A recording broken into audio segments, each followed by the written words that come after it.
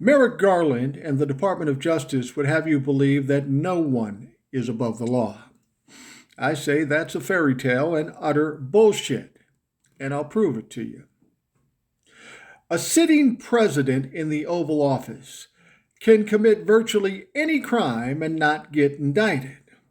Mainly because there's some fucking memo floating around the DOJ that says you can't indict a sitting president. And we know Donald Trump committed crimes because in the Mueller report it cited 10 different occasions where Donald Trump committed obstruction of justice, which is serious crime, and calls for indictment, yet Donald Trump never got indicted. There are sitting members of Congress that we know help plan, strategize, and fundraise an attempted coup on this country, but yet they still sit in Congress, still collecting a paycheck, and still trying to undermine our democracy. Not one has been indicted. A former president steals classified documents from the White House, brings them to his home, tries to hide them. When the National Archives and the DOJ says, hey, we think you got more, give them back. And he says, no, we don't. I'll swear to that. No, we don't.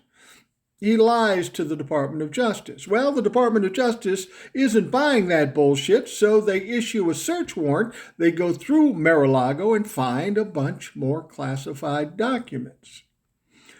These are clear crimes, very egregious crimes against our country, but still Donald Trump sits in Mar-a-Lago in his dirty Pampers, smiling and shoveling down Big Macs, and not indicted.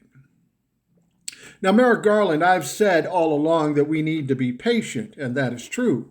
These are some very big cases. In fact, if you bring an indictment against the President of the United States, that may very well be the biggest trial in the history of this country, and there are a lot of strings attached to it. It's not going to be an easy deal.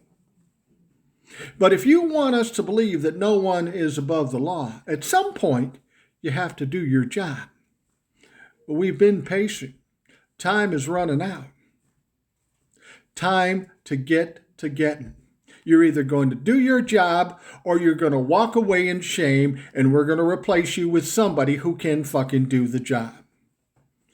I've stood with you, Merrick Garland. I've said be patient, but my patience is wearing thin.